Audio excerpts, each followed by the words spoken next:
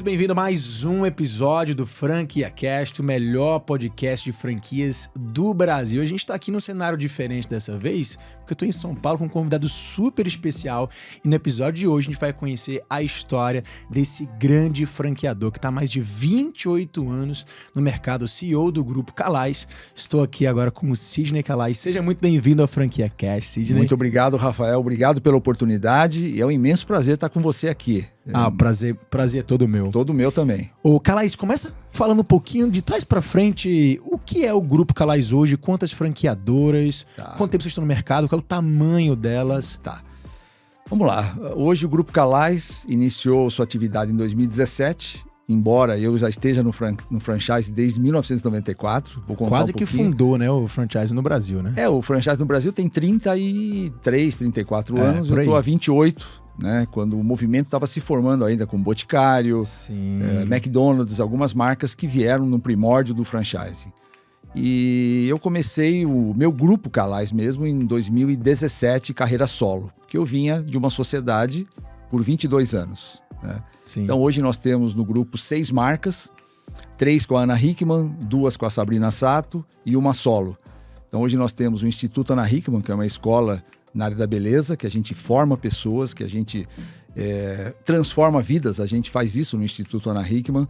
Pega uma pessoa, por exemplo, que está hoje aí com um pouco grau de instrução, com bastante dificuldade financeira, e a gente transforma ela numa profissional da beleza e nunca mais ela fica desempregada. Nós vamos transformá-la ou transformá-lo, né? Nós temos muitas histórias de homens também que se formam cabeleireiros, que se formam manicures, que se formam maquiadores e maquiadoras, barbeiros e barbeiras, né? Então é um mercado misto, mas a gente transforma muitas vidas. Então esse é o Instituto Ana Hickman. Depois veio a Mais Laser, que é a clínica de depilação a laser, também com a Ana Hickman. Depois veio a Odont Special, que é uma clínica odontológica que tem um nível de atendimento de excelência, né, que a gente coloca assim, tem um nível de excelência bem bacana. A gente trabalha com equipamentos e com produtos de alta performance para classe B, C. Tá. E com a Sabrina Sato e o Dr. Felipe Abreu, que hoje são os meus sócios.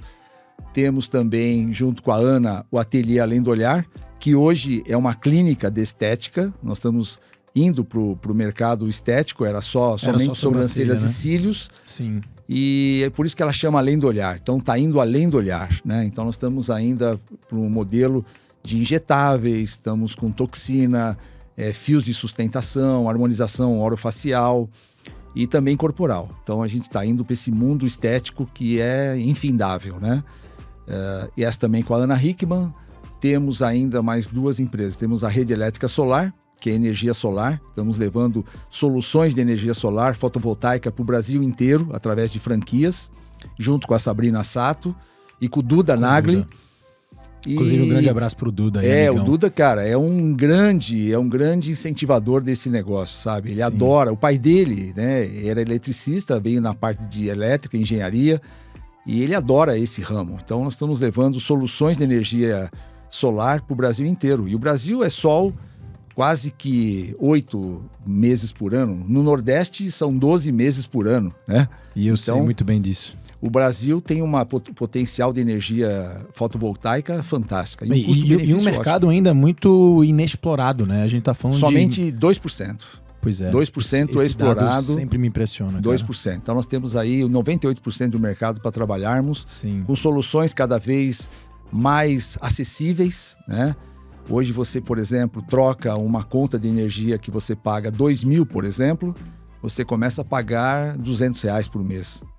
E essa diferença de 90%, de 80%, 90%, depende da região que você está, né? Com pouco sol, com mais sol, você paga hoje os equipamentos e você tem 30 anos para usar esse equipamento o resto da vida. 30 anos é o que a gente sabe. Talvez ele dure até mais se você fizer uma boa conservação. É que 30 anos é a garantia, só a garantia, né? Só a garantia. Mas ele continua vivendo muito bem. Se você higienizar sempre o aparelho, porque ele vai acumulando poeira, né? É um vidro, né? Sim. e você tem que fazer limpeza para ele continuar captando a energia que vem do sol. Sim. Então nós temos sem contar com as linhas de financiamento que hoje já viabiliza... Muitas, com taxas assim fantásticas, né? Então hoje nós temos muito apoio financeiro para essa sustentabilidade. Sim, o mercado está muito propício. E a última, qual é a última marca? Aí nós temos a Nani Sound, sim, que é de uma estética automotiva. Então a gente tem películas de proteção, películas anti-vandalismo, PPF, que hoje é uma película que coloca na pintura do carro para não riscar, né? Então você coloca nas conchas, coloca nos para-choques, envelopamento, higienização, tratamento de banco, troca de luz. Hoje, por exemplo, se você pega um carro já bem antigo, né? Quando eu falo bem antigo, não é tão antigo assim, 2015 para trás, todas as lâmpadas de farol eram tudo amarelas, né? Sim. Hoje é tudo LED. Então a gente faz uma troca onde a pessoa não é só estético. Sim. Você ganha hoje no conforto de você dirigir de noite e ter uma via iluminada com um farol do seu carro. Agora, Calais, eu fiquei curioso, porque além da rede estética, da rede elétrica solar, todas as outras estão no segmento de saúde, beleza e bem-estar. Até esse aí envolve com estética automotiva, né? Por que esse segmento? Assim, por que você é tão atraído por ele? Educação, né? Educação, porque eu vim de educação. Eu comecei com microlins em 94 e quase que por acidente, eu vou contar um pouquinho dessa história, que eu acho que é bacana. E sempre foi o meu DNA. Apesar que nós tivemos, né, na outra road que eu era sócio, nós tínhamos vários restaurantes. Nós tivemos 5 restaurantes. Sim. Nós tivemos o L'Entrecôte de Paris, que foi um sucesso fantástico, né? O prato único. Tivemos o Mexerica, que era uma alimentação saudável. Nós tivemos o Yakisoba Factory, que era um excelente yakisoba, com um chefe do Kiko, lembro bem. Um excelente chefe, um médico que virou chefe, né? Ah, não lembrava que ele era médico. Médico que virou chefe. Aí nós tivemos também lá o Donas, que também era um prato um pouquinho mais por quilo, aquele negócio de onda que aconteceu naquele momento. Sim. E tivemos o Rei do Picadinho. Então nós tivemos 5 franquias de alimentação. E eu confesso, cara, que é um mercado extremamente difícil para você lidar, porque o CMV, para ser controlado, tem que ter muita habilidade na ponta, né? Então você tem que ter processos muito bem alinhados. E quando tudo dá certo, Rafael, o lucro do franqueado é de 10%, quando tudo dá certo. Mas nem sempre tudo dá certo. Você tem perdas, você tem a mão do colaborador que às vezes aumenta aquele custo do CMV. Sim. A hora que você vê, sobra 5% quando não dá prejuízo. Então, por isso que hoje, e tem muita gente que é expert em restaurantes, né? E não é o meu caso, por exemplo. Eu tenho essa falha que eu não consigo lidar com esse setor. Eu e esse setor não combinamos. Embora eu adore cozinhar. O meu hobby é cozinhar. Mas, como franquia, realmente, os processos são muito rigorosos e tem que ser uma coisa realmente tipo receita McDonald's, né? Por isso que eu falo que a operação do McDonald's é uma operação modelo no mundo, né? Porque ela tem padrão. Então, se você não tiver padrão, um erro, né, numa receita... é fatal. Fatal. Sim. Muito interessante. Então, hoje você pode dizer que o segmento de saúde, beleza e bem-estar, para você, ele é um tipo de segmento mais fácil de se tocar. Eu não digo que é mais rentável. Fácil. Eu vejo que é muito mais rentável para quem investe. E agora, logicamente, nós vamos entrar no setor de tecnologia, que hoje é o futuro. Sim. Né? Nós temos profissões que nem nós conhecemos hoje. Eu venho de uma década diferente da sua, de uma geração totalmente diferente da sua. E eu praticamente nasci com informática, né? Eu tive empreendedorismo com informática. E mesmo assim, eu sinto essa diferença, né? Você pega uma criança hoje, como tem as tuas filhas, 4, 5, 6 anos já estão craque no celular. Já estão conversando com a Alexa. Eu tenho 4 netos, né? 3 netas minhas de 5 anos, 2 de 5, uma de 5, uma de 6, um de 1 ano e meio. Ele já pega meu celular e começa a querer já procurar filminho, sem ler. Sim. Né? Então, só por sinais. Imagina o que vai ser dessa meninada daqui a alguns anos. Então, tecnologia, para mim, é um setor hoje que está em plena expansão. E essa tecnologia que você está falando, ela vai acabar sendo embarcada nesses seus negócios de saúde? É essa combinação que você consegue ver? Tem que haver. Isso já está acontecendo. Eu vejo que hoje tem todos os processos que a gente coloca hoje dentro dos nossos negócios, tem que ter tecnologia. A tecnologia está embarcada em todos os processos hoje no mundo, né? Sim. E sem contar o metaverso que está chegando, né?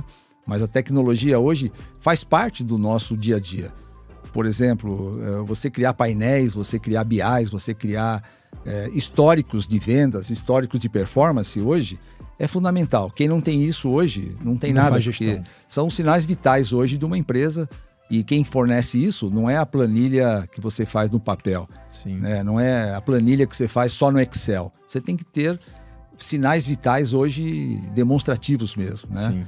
E a tecnologia está aí para nos ajudar. Eu quero que a gente pegue a sua experiência, Sidney, de 28 anos de franchising e tente pintar o que você consegue enxergar do futuro. Se for de tecnologia, se for de metaverso, deve estar bem ligado aí, né, no que vai acontecer agora daqui para frente. Mas antes de chegar lá, eu quero ir para o passado. Vamos. 28 anos atrás, como é que começou essa relação com o franchising? Numa época que o franchising tinha apenas 4 anos aqui no Brasil, pouca gente falava em franchising. Como tudo começou, aquele mosquitinho do franchise de picou? Rapaz, realmente é uma pergunta muito bacana e prazerosa de responder, né? Eu entrei no franchising por acaso.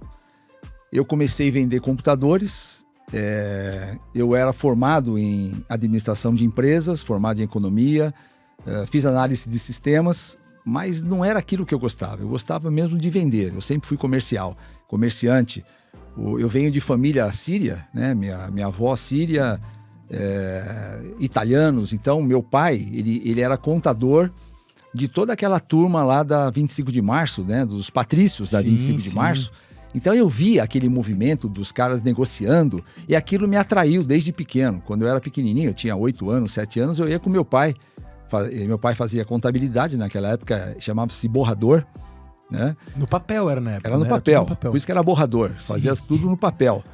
E eu sentia aquela vontade de falar, olha como o cara negocia, que legal, eu quero ser assim. E acabei pegando esse gosto.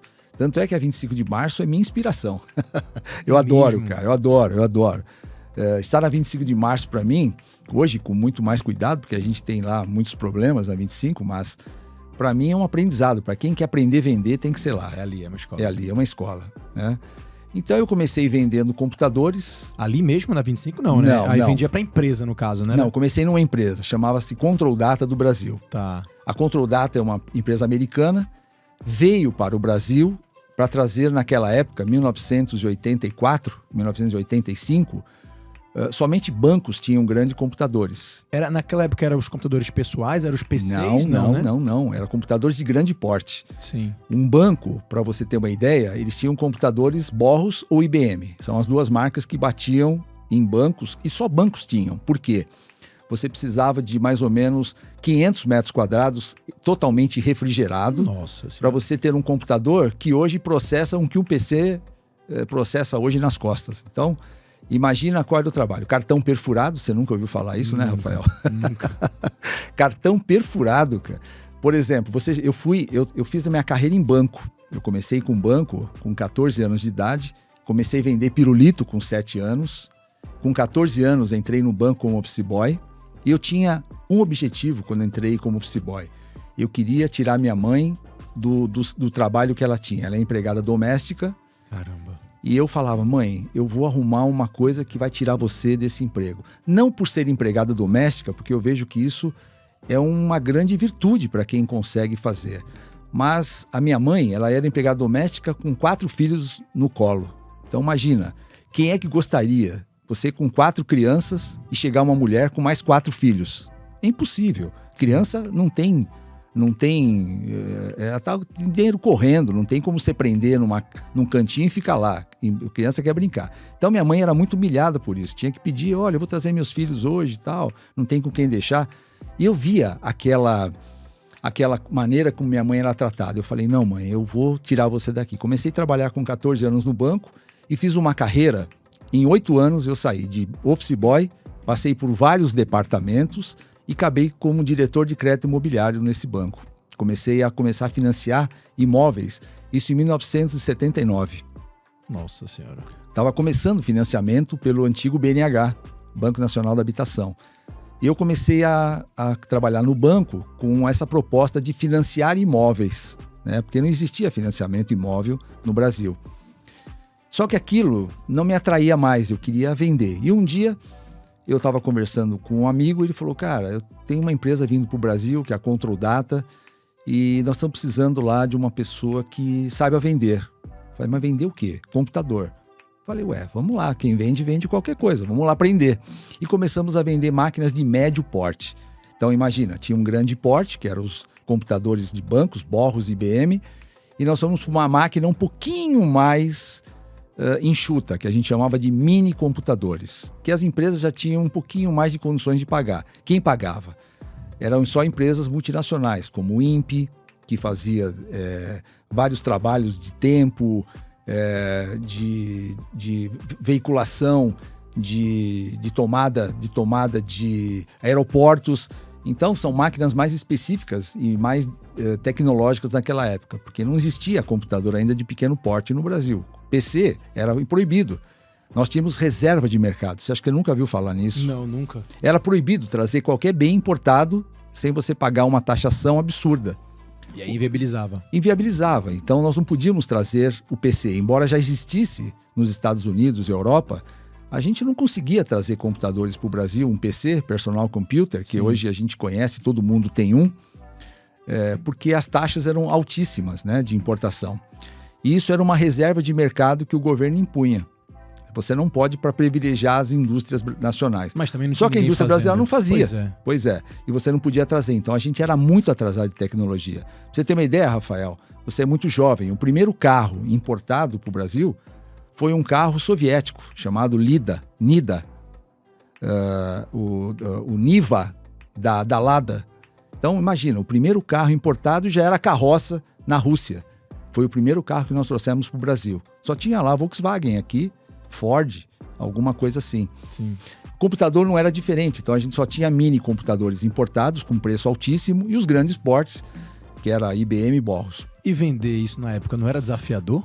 A gente já tinha o público certo, porque eram empresas que poderiam estar com esse projeto já de crescimento tecnológico, né? Como o INPE, como universidades, como grandes empresas que estavam se constituindo no Brasil. Então essas empresas precisavam de computador.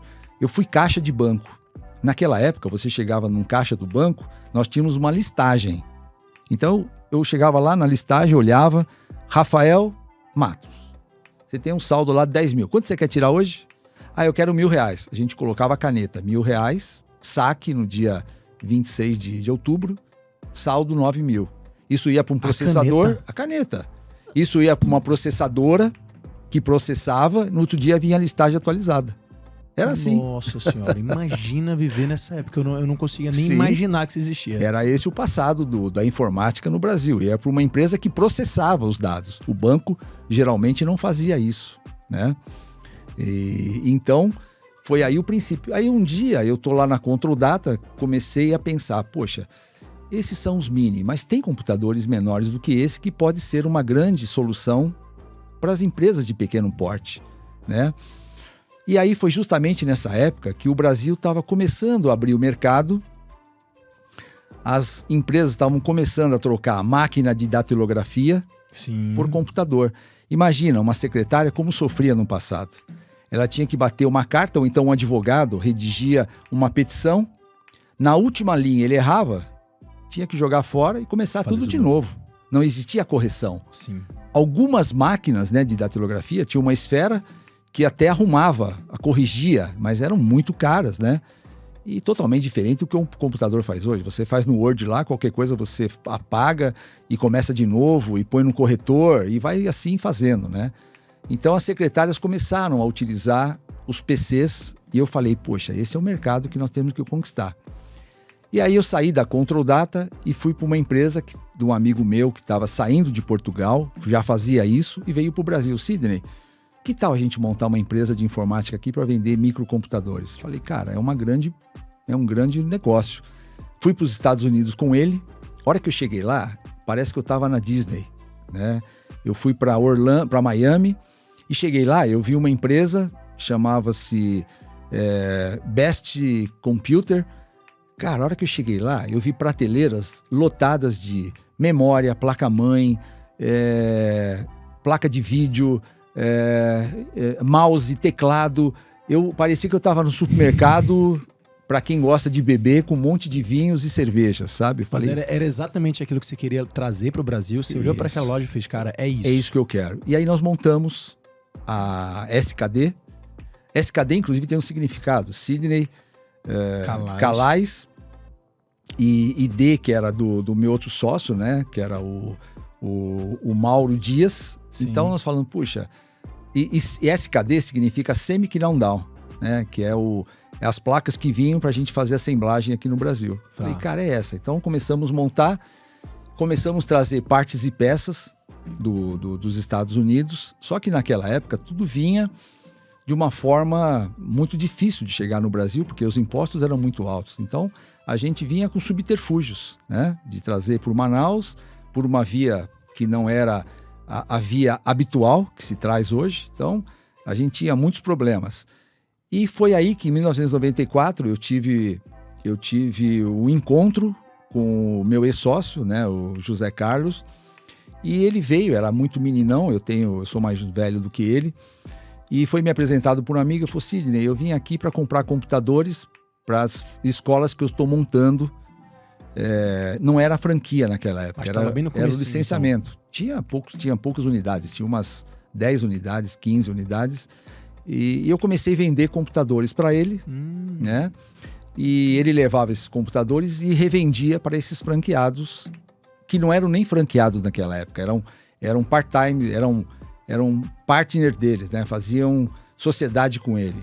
Ele entrava com uma parte, o outro entrava com outra e montava uma escola. Entendi. Né? E eu comecei a vender computadores para ele e chegou um certo momento, aquele mercado começou a criar alguns limbos para importar e ele não conseguiu me pagar de alguns computadores que ele me comprou. E falou, cara, só tem um jeito de te pagar. Você tem que ficar com uma franquia. Te dá uma franquia. Da Microlins, né? Já era Microlins. Sim, já era Microlins. Falei, cara, Zé, mas eu nunca pilotei franquia. Meu negócio é vender computadores. Eu já estava nesse ramo desde 86, desde 84, já faziam 10 anos que eu estava nesse setor. E é um setor que não parava de crescer. Pra você ter ideia, Imagina. Eu faturava $2 milhões por mês em venda de computadores. Computadores, partes e peças, naquela época. E eu era pequenininho, porque os grandes vendiam 5, 10, 15 milhões por mês. Eu era pequenininho perante os outros, né?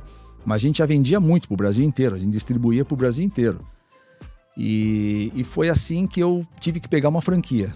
Na Penha, foi a primeira franquia de São Paulo. Só que quando eu cheguei para montar a franquia, eu coloquei os melhores computadores que eu podia, mas eu sentia uma falta de um suporte mais de perto, né? Eu falava, não, cara, não é esse modelo que eu gosto. E comecei a criar o meu próprio modelo, né, de comercial, pedagógico e o administrativo financeiro, que é o tripé que sustenta uma franquia de educação ou qualquer outro negócio. Você tem que sempre ter um tripé. O que sustenta o teu telhado? É o comercial, que inclui marketing, vendas. Você tem a área técnica, que talvez numa indústria seja o chão de fábrica, e você tem a área financeira que faz a cobrança de tudo isso. Então, são os 3 pilares que sustentam o telhado. Eu falei, não, eu vou resolver esse assunto, eu vou fazer do meu jeito, como tem que ser. E comecei a manualizar tudo aquilo, e aquilo começou a virar realidade. E a minha franquia começou a dar certo, e por coisas do destino, né? 1995 para 1996, houve uma grande reviravolta no mercado de informática no Brasil. Por quê? Eu, como importador, e mais outros 200 importadores que nós tínhamos na época, tiveram que praticamente encerrar sua atividade de trazer computadores do jeito que vinha, né? Por Manaus e de uma forma não 100% regular. Por quê? Os grandes fabricantes começaram a entrar no Brasil, Sim. Dell, Compaq, HP, e eles começaram a criar, logicamente, controles mais severos na fiscalização desses bens. E eu quebrei. Com 30 anos de idade, eu quebrei e fiquei devendo $1 milhão. Então, Nossa imagina, Senhora. Com 30 anos de idade, eu já tinha lá 2 filhos e fiquei devendo $1 milhão.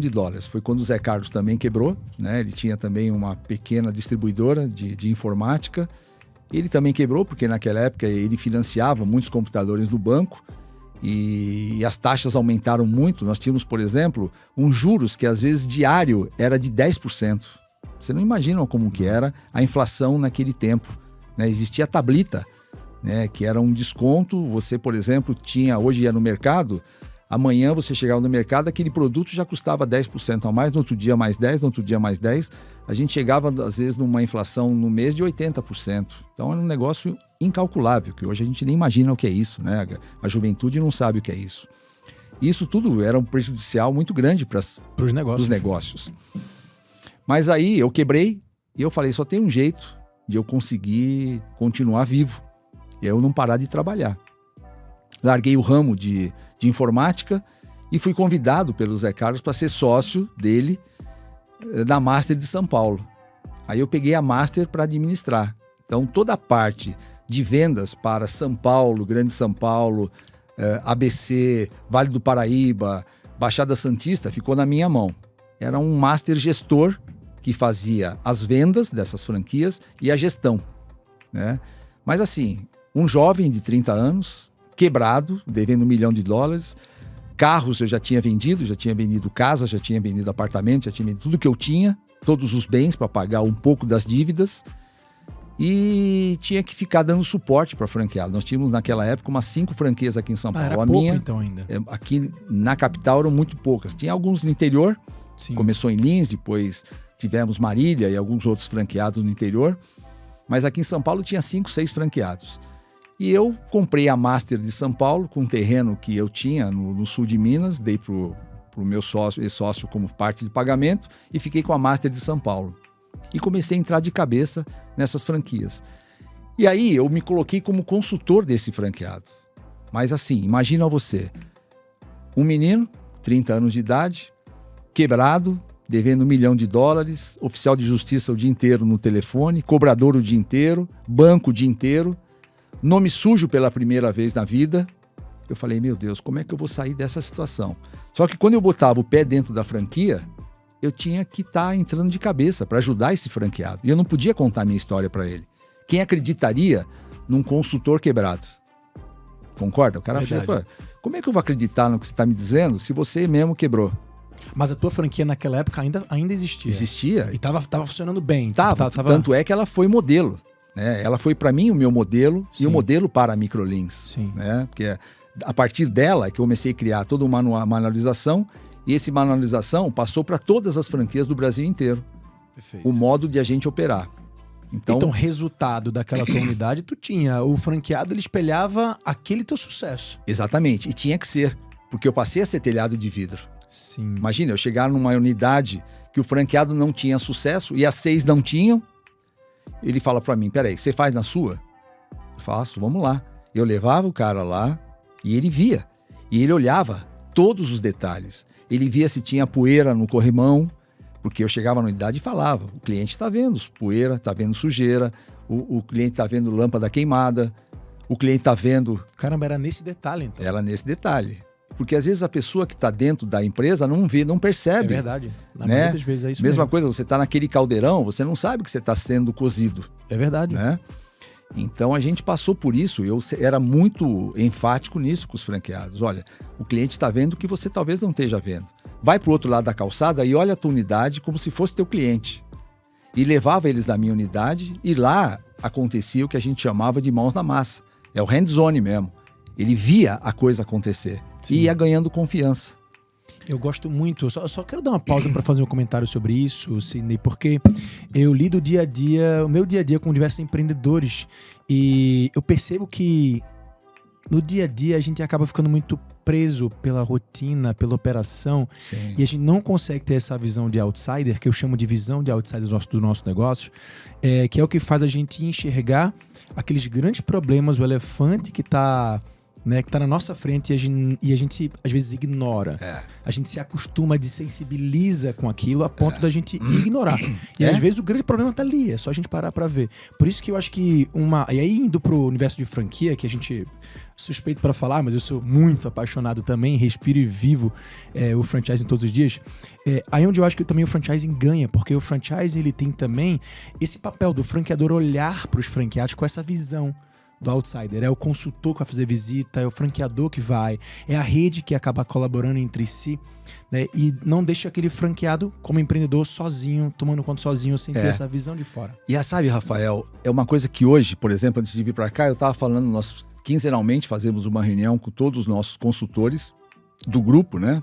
Hoje são 6 marcas, quase 500 franquias de 2018 para cá. É muita coisa. No meio de uma pandemia de 2 anos, nós crescemos muito. Nossa. Então são quase 500 franquias e tem que ter sustentação nessas bases, né? Porque se você não monta uma base, você rui o seu empreendimento, né? Você tem que primeiro construir a base. Então a gente construiu a base em 2017 e em 2018 começamos a colocar marcas no mercado.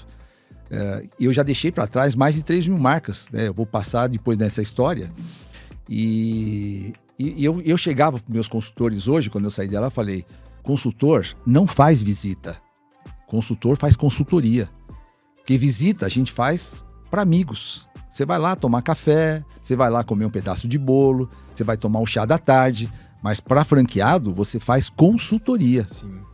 Visita, a gente, tanto é que nosso relatório não chama relatório de visita, chama relatório de consultoria. Interessante. Porque a visita é muito sutil, né? Você fala, eu vim aqui fazer uma visita. Não, eu vim aqui dar uma consultoria para você. Saber onde estão os teus pontos que você precisa melhorar. E só assim que melhora. E muitas vezes não é aquilo que o franqueado quer, mas é aquilo que ele precisa, né? E ele às vezes não escuta o que tem que ser escutado. Sim. Ele quer continuar escutando a equipe que muitas vezes para ela é mais cômoda. Eu falo que existe uma coisa que é lamentável hoje para quase todos os vendedores do Brasil. Tem um negócio que chama-se TBC. Eles não aplicam a técnica do TBC. O que é o TBC? Tira a bunda da cadeira. Não tira. O cara fica o dia inteiro esperando que o lead caia do céu. É verdade. Não existe mais aquele negócio de você ir para frente. Às vezes o cara está instalado numa rua, do lado direito ninguém conhece ele, do lado esquerdo ninguém sabe quem ele é. Se ele olha para frente, ninguém sabe que ele existe, e para trás muito menos, né? E quando você franquia um negócio, você não franquia uma rua, você franquia uma região. E ele tem que ser conhecido naquela região. E para isso, tem que tirar o bumbum da cadeira mesmo e fazer parcerias, ficar conhecido, fazer promoções, falar com os lojistas que estão ao redor, nos condomínios, nas academias, nas padarias, supermercado, feira livre. Você tem que estar em todos os lugares. Sem contar com o digital, né? Esse vendedor que está ali sentado, parado, esperando o recepcionista, seja quem for, se não tiver com uma carteira de cliente, um checklist diário de WhatsApp para falar com não sei quantos leads por dia, também tá... Rafael, quando eu comecei a vender franquia há 28 anos atrás, que eu entrei na Microlins, eu tinha que vender franquia, que é o único jeito que eu tinha de trazer receita para dentro do meu negócio e pagar minhas contas. Expansão da Master, no caso. Só porque, veja, com 5 franquias, o que você espera de royalties? Não, zero. Devendo $1 milhão, não paga nem... Paga nada. Nada. Né? Então, eu só tinha um caminho, vender franquia. Só que para que eu vendesse franquia, eu tinha que ter franqueados felizes. Então, primeiro, eu tive que arrumar a base, porque os franqueados estavam, naquela época, extremamente desgostosos com o negócio. Eu tive que, primeiro, trazer esse franqueado para junto de mim, entender que o meu propósito com eles era ajudá-los a conquistar sucesso, a ter sucesso, e depois eu comecei a vender franquia. Isso demorou 3 anos. Nossa! Como eu vivi esses 3 anos, eu confesso para você que eu não sei, mas eu passei. Para mim, foi a mão de Deus que me carregou durante 3 anos, enquanto eu não recebia royalties. E vender franquia não é como hoje, que você faz uma landing page, impulsiona aquela landing page e os leads caem. Naquela época, não existia internet. Não existia internet. Há 28 anos atrás, a internet no Brasil era resumido a satélite. Então você não tinha internet, então você não tinha lead que vinha de redes sociais. Não existia Instagram, Facebook. Porque era evento, porta a porta, revista. Jornal, né? A gente anunciava lá, vende-se franquias. Sim. Quer comprar uma franquia? Sim. Quer ser dono do seu próprio negócio? Troco troque seu patinete por uma franquia, troque seu cavalo por uma franquia, troque sua dentadura por uma franquia. Era nesse nível que a gente fazia a captação. E depois aquele franqueado indicava alguém e a gente vivia de indicações, né? Franqueado feliz indicava, exatamente. Né? Ele vira o melhor vendedor. Melhor vendedor. Feliz. E foi assim que, graças a Deus, em 1999 para 2000, eu consegui montar meu escritório. Você vê, depois de 4 anos eu não tinha escritório. Meu escritório era dentro de um Fiat Uno emprestado. E eu não chegava nem perto com aquele carro, perto dos meus franqueados. Sim. E o cara fala, como é que esse cara quer me vender sucesso com um Fiat 147? Eu deixava longe e ia a pé. Até o Zé Carlos brincava comigo. Pô, cara, você precisa comprar uma BM. Eu falei, não, Zé, primeiro eu preciso pagar minhas contas. Não, mas o franqueado se impressiona com o teu carro. Mas eu deixo o carro longe. Eu deixava o carro longe e ia a pé. Sim. Ah, por que você não deixou o carro aqui na porta, Sidney? Não, meu motorista tá me esperando lá. Que motorista, cara? O motorista era eu. E quando botava o pé no chão, com o chão do carro furado, né? E foi assim que eu fui conquistando esses franqueados, dando para ele segurança. Eles começaram a crescer. Em 2000, eu montei a minha sede, depois de muito sacrifício, muito esforço. 3 anos depois. 3 anos depois. Mas isso foi uma escola. Isso que você falou agora, acho que é um grande aprendizado para todo mundo. Porque quem tá em casa e tem um negócio, tá montando uma franquia, ou já virou franqueador, e tá querendo expandir rapidamente, de forma desacelerada, sem focar nesse case do franqueado, sem fazer os primeiros serem os principais cases, para que esse resultado impulsione outros resultados, cara, queima muito largada. E aí é aquilo que eu estava conversando nos bastidores. Você não recupera. Não recupera, porque empreender não é uma corrida de 100 metros. É uma maratona. Então... Eu guardei essa tua frase. Verdade, cara. Não é uma corrida de 100 metros que você corre e chegou na linha de... Não, é uma corrida constante. É de fôlego, né? Eu falo que é uma corrida de fôlego. E cada vez que você entra por exemplo, o que aconteceu com a pandemia com a gente foi um reaprendizado. O que fazíamos há 2 anos e meio atrás, 3 anos atrás, morreu. Virou uma outra forma. Sim. Tudo mudou. O consumidor mudou, né? A forma de comprar mudou, a forma de vender mudou, a forma de entregar mudou, tudo mudou. E se você não se adapta a esse modelo, você vai ser um dinossauro que vai morrer por falta de adaptação. E com 28 anos dentro do mercado, imagino o quão resiliente e adaptável você teve que ser, né? Muito, porque eu passei por vários processos, né, dentro do franchising, né? A gente sempre fala que o franchising, ele tem sempre o mesmo ciclo, né? O franqueado começa feliz quando assina um contrato. Motivado, né? Tipo, motivadíssimo.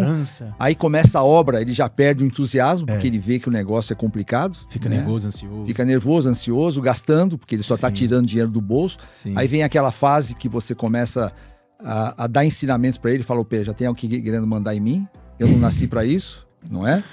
Aí depois vem a fase da revolta, quando ele começa a pagar taxas de impostos, como royalties e fundo nacional. É o adolescente revoltado. Né? É assim, é a fase. Essa é a fase. Depois vem aquela fase de que eu sou melhor sozinho. E por último, vem a fase, juntos nós somos melhores. É que é a maturidade de uma franquia. Tem que passar por esses 7 estágios e é sempre assim. Né? Então a gente fala que são os 7 Is, os 7 Es, né? Começa com o GLI e vai até o juntos, né? O I. Sim. Então você passa por todas essas fases que o franqueado é mais ou menos assim. Você tem uma filhinha de 4 anos, ela tem um determinado momento da vida dela. O de 1 é diferente, o de 7 já é diferente, o de 11 já é diferente. Aí o de 15, totalmente. É mesmo. Não é? São fases. E como franqueador, assim como ser pai, a gente tem que ter muita paciência para entender esses momentos dos franqueados, né? Porque a gente sabe que existem esses graus de maturidade, a gente precisa estar ali, né? Acompanhando, dirigindo, direcionando. E muitas vezes esse franqueador, ele não consegue pensar dessa forma. Não consegue, né? E eu vejo assim, quando o franqueador, que é o líder, né? Eu sou o CEO de um grupo, né? Estou preparando, logicamente, meus filhos que já me perseguem, já estão junto comigo, seguem minha carreira já desde pequenos, né? Eu, quando o Daniel tinha 18 anos, o Felipe tinha 15 anos, o meu presente para eles foi uma franquia. Eu coloquei uma franquia dentro do Palmeiras, no Parque Antártica, na época. Eu falei, filho, tá aqui meu presente para vocês. Agora é com vocês. Coloquei lá 4 computadores e lá eles eram professores. Era da Microlinks na época? Microlinks. Lá eles eram professores, lá eles aprendiam a consertar o computador quando quebrava, lá eles eram vendedores, faziam cobrança, davam aula, limpavam o chão. E depois de 11 anos passando pelo lado de franqueado, sim, é que vieram para minha holding. Eles ficaram 11 anos operando uma franquia. Caramba, eu queria muito fazer uma pergunta para os dois aqui. Cara, vai ser ótimo.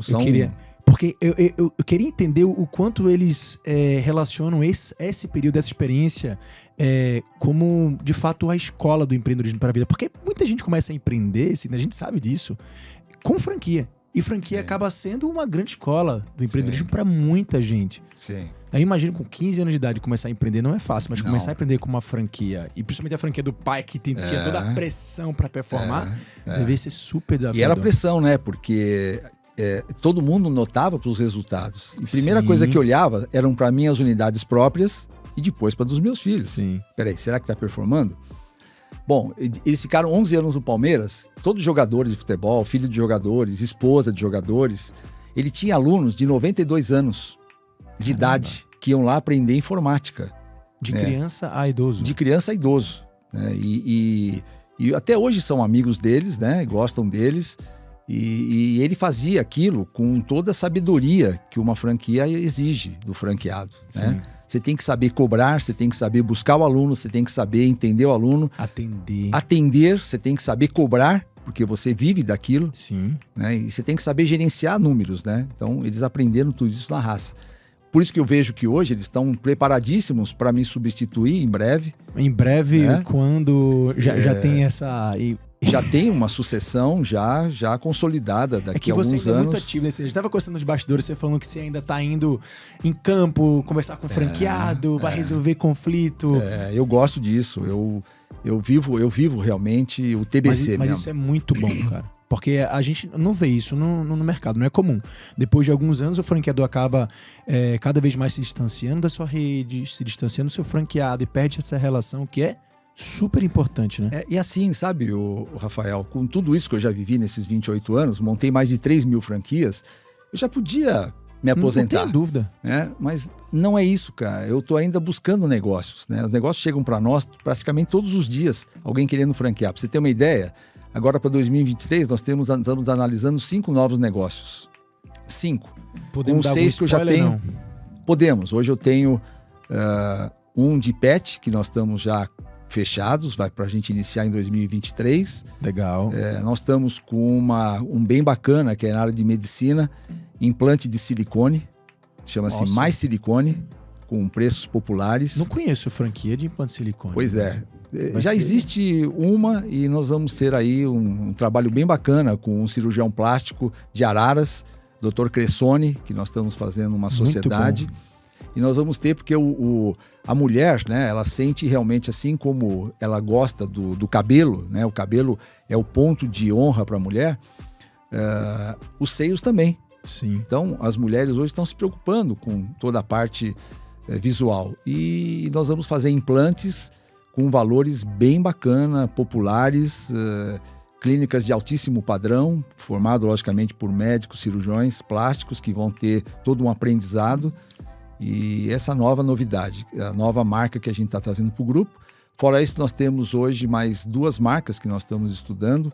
Uma é de residencial de idosos, chama Jardim dos Lírios. Tá. Que também é um trabalho muito importante hoje. Você tem pai, eu passei por esse momento, pai e mãe ficaram muito doentes, eu tive que contar com cuidadores. E nem sempre os cuidadores iam, né? Faltavam, e você como se vê nessa situação. Então, às vezes, não é mais aquele modelo de asilo, né? Que você esquece o pai lá e deixa lá e o pai está sendo maltratado. Não. Hoje chama-se residencial de idosos, né? Onde há uma convivência, uma conveniência, brincadeiras, jogos, diversão, nutrição, tudo isso dentro do local. E outros negócios que vão surgir ainda nesse momento ainda. A gente falou de 3 negócios bem diferentes do convencional, mas são negócios que são tendência e que a gente vê um crescimento para o futuro. Esse de idosos, por exemplo, a perspectiva da idade média do brasileiro e, na verdade, do mundo inteiro está cada vez mais crescendo. Se fala hoje em dia na economia prateada, né? Sim. Então, assim... nos próximos anos, esse vai ser um baita de um mercado para se investir. E a gente, fora isso, né, com novos negócios, a gente também tem que se preocupar com os negócios que nós temos. Porque o nosso negócio, ele passa por uma evolução sempre. Sempre, constante. É como o nosso corpo. O nosso corpo troca células a cada dia. Sim. E se o negócio que nós temos hoje não trocar essa célula todo dia, ele vai ficando velho, ele vai ficando ruim, ele vai ficando obsoleto. Então, cada um dos nossos negócios são reinventados praticamente todos os dias. Então, por exemplo, nosso curso do Instituto Ana Hickman era só área de beleza. Hoje nós estamos colocando tecnologia, estamos colocando outros cursos que são complementares à área de beleza. Por quê? O mercado hoje está exigindo profissões que a gente ainda não conhece. Sim. Hoje, imagina, quem tem, está aqui o meu social media, hoje quem tem, por exemplo, um conhecimento de redes sociais, hoje tem emprego garantido. Quem é formado em tecnologia, hoje, da informação, mídias sociais, impulsionamento, tráfego, está hoje garantido. Feito. Inclusive, estamos contratando, se alguém quiser, se alguém tiver aí, né? Nós também, hein? Ô, Sidney, vamos voltar para contar a história, porque a gente acaba porque, desviando. Meu Deus, a gente fica se perdendo aqui, é tanta coisa legal. Mas vamos voltar lá para aquele período lá do início da Microlins. Da Microlins. Né? Dali para hoje. 2000. Pontos altos. 2000. Montei a minha sede da Master. Sim. E aí começamos a crescer. Eu, em 3 anos, vendi 125 franquias. Nossa. Quando eu falo vendi, não é vender. É vender e abrir. Buscar ponto, ajudar o franqueado a procurar pontos, fazer reforma. Eu conheço até hoje, Rafael, nós estamos em 2022, são 22 anos que eu sei exatamente cada um dos lugares onde foi instalada cada franquia naquele tempo. Eu acompanhava todas. Você ia pessoalmente? Eu ia pessoalmente aprovar ponto, a obra, até chegar no momento da inauguração. Então eu acompanhei tudo, porque naquela época, melhorando ainda, mas eu não tinha equipe. Era eu-equipe. Sim. Era eu sozinho. Então eu tinha que... Meu irmão vendia, eu ajudava o franqueado a procurar ponto, ajudava o franqueado a treinar. Foi nessa época que eu aluguei um espaço onde tinha um pequeno auditório e lá eu comecei a sentir, falei, poxa, vamos olhar para trás um pouquinho, que os franqueados tinham necessidade de aprendizado antes de inaugurar. E comecei a dar treinamento antes de inaugurar nos 3 pilares que são os pilares importantes para ele. No comercial, porque parece sim, né? Parece óbvio. Mas para mim o óbvio, só quem enxerga é poeta. Né? Às vezes o franqueado não percebe que o comercial é a vida dele. Sim. E tudo começa com vendas. Né? Você casou porque você se vendeu para tua esposa e vice-versa. Não é? Ninguém chegou para tua esposa. Você não chegou para tua esposa e falou assim: olha, eu ronco, eu jogo toalha molhada na cama, eu não gosto de ajudar a lavar a louça. Não foi assim que você se vendeu? Isso não é verdade, né? Então a gente se vende, né? Sim. Todo dia, né? Todo dia. Ideia, a gente vende todo dia. Então as vendas são primordiais para qualquer negócio. Mas ó, é legal falar sobre isso, porque não é todo mundo que chega com habilidades comerciais já prontas. Acho que pelo contrário, acho que esse é um dos pontos de deficiência da maioria dos empreendedores. 99% acha que empreender é você buscar um ponto, colocar uma grande obra, colocar os móveis e depois colocar a imagem da Ana e da Sabrina na porta e vai vender. E acha que vai vender. Não vai. É equipe, é treinamento, é processos, e é assim que você vai constituir. Esse pilar ali como o principal. Aí eu criei, em 2000, eu criei o que a gente chama de Universidade da Franquia. Então, eu comecei a criar treinamentos para franqueado antes de inaugurarem. Sim. É um treinamento de executivos. Então, eu fazia imersão com eles na área comercial, explicando tudo como funcionava, como se montava uma equipe, como se controlava, como se vendia. Depois ia para a área pedagógica e tudo eu. Depois foi para a área pedagógica, explicava como formava a turma, como você tinha que fazer as turmas serem entregues, que o aluno não desistisse, você tinha que estar em sala de aula constantemente olhando para os alunos, porque são alunos de classe CD e totalmente voláteis, né? Voláteis a qualquer complicação, eles paravam de estudar. E depois a área financeira. Então eu comecei a dar imersão para esses franqueados antes de abrirem as portas. E foi um sucesso, porque os franqueados saíam já com essa experiência. E foi aí que em 2000 eu tive a grata felicidade de descobrir que o netinho de Paula estava saindo do SBT. Ele fazia um programa com o Gugu naquela época, chamado A Princesa e o Plebeu. E ele estava saindo do SBT e estava indo para a Record. Ia criar um programa próprio chamado Domingo da Gente. E aí eu conversando com um amigo, eu falei, cara, como é que eu chego no Netinho de Paula? Ele falou, Sidney, por que você quer? Eu falei, não, eu queria colocar a Microlins na televisão. Mas como assim colocar a Microlins na televisão? Eu falei, não, nós temos que estar na televisão porque esse é o nosso público. Eu assistia a Princesa e o Plebeu e aquelas histórias comoviam. O Netinho chegava na casa da princesa, fazia uma mudança na vida dela, dava cursos, dava seguro de vida, arrumava os dentes dela. Eu falava que era isso que a Microlins quer fazer por esses seus alunos, né? Ser conhecida como uma empresa socialmente correta. E fui atrás do Souza, que era o empresário do Netinho, né? Um grande abraço pro Souza, meu amigo da Consumídia. E naquele dia eu conheci o Souza, ele falou, Sidney, já não dá mais para colocar a Microlins nos programas, porque nós já estamos com a concorrente, que era a SOS. Era a nossa grande concorrente na época. Sim. Eu falei, não, o Souza, eram 2 horas da manhã, ele estava gravando o primeiro programa do Netinho num hotel lá na Rua Augusta, com o Belo. Eu esperei até 2 da manhã para falar com ele. Falei, não, eu não tô aqui te esperando até as 2 para você falar não para mim. Nós vamos entrar no programa, mas você tem dinheiro para isso? Falei, a gente tem. Tinha nada, a gente não tinha nada. Aí eu cheguei pro Zé Carlos no outro dia, falei, Zé, aconteceu assim, assim, ele falou, Sidney, se a gente conseguir convencer o vice-presidente, a gente vai. Se não conseguir, não vai dar, porque como nós vamos fazer? Falei, não, Zé, vamos lá, a gente fala com ele. O vice-presidente falou, não tem grana. E foi agora. Eu falei, agora vamos chamar os franqueados e vamos cotizá-los e vamos para a televisão. Vai ser o nosso grande desafio ir para a televisão. E aí teve um franqueado que chegou para mim e falou, você tá louco, Sidney? Netinho de Paula? Nós vamos levar a Microlins pro Netinho de Paula? Imagina, você tá louco. Eu falei, eu tô louco, vamos lá que vai dar certo. E aí entramos e eu ia praticamente... Como é que conseguiram essa grana? Cotizando com os franqueados. Não existia. Os franqueados então apoiaram todos. Não existia Fundo Nacional de Propaganda, nós não tínhamos instituído o fundo. Sim. E até aí era focado em São Paulo ou já era Brasil? Brasil. Record. Nossa, a Record. Deve ter sido um desafio gigante conversar com Record, mas era muito barato, porque você chegava lá, você dava um prêmio de 3 mil, 5 mil reais para a princesa e você aparecia lá. Né? Era o Sidney que aparecia no meio da doação, falou, olha, princesa, agora tem uma novidade para você. E aí chegava lá com a gente com um cheque desse tamanho aqui de 5 mil e aquilo mudava a vida da pessoa. Né? Começamos com um cheque de 3 mil, depois fomos para 5 mil, depois começamos a dar carro e até dar casas. Nós demos casas, né? E consequentemente, com a exposição, a Microlins começou a crescer dos dois sentidos, ter franqueados e ter alunos. Sim.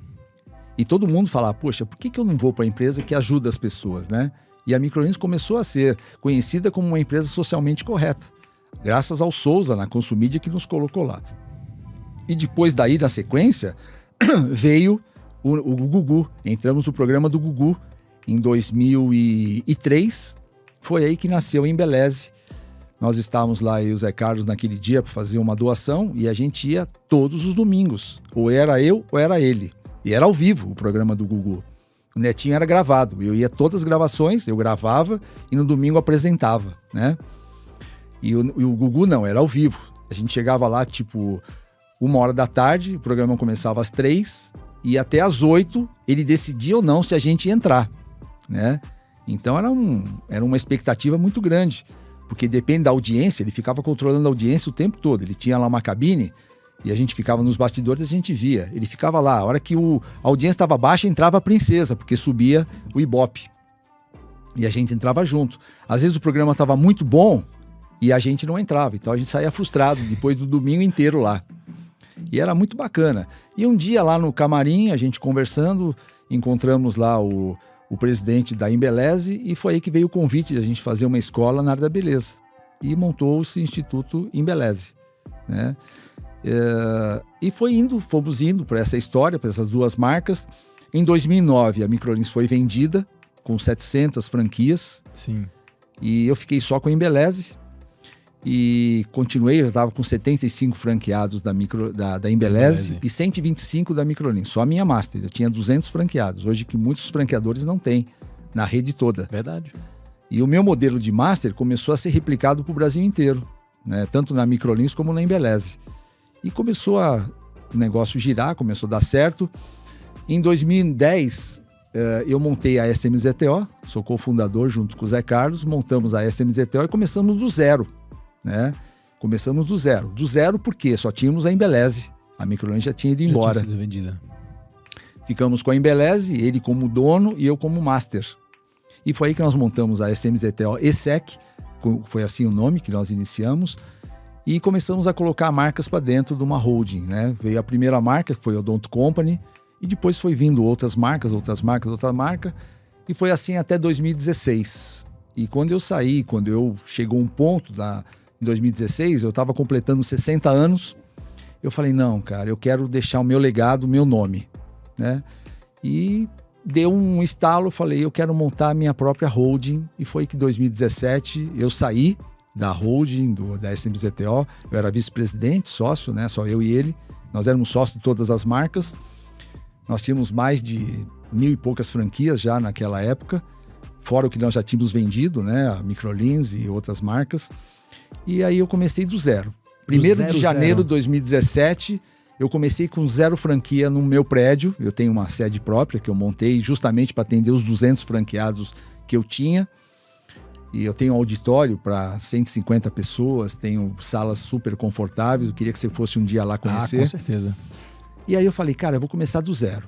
E comecei a buscar negócios.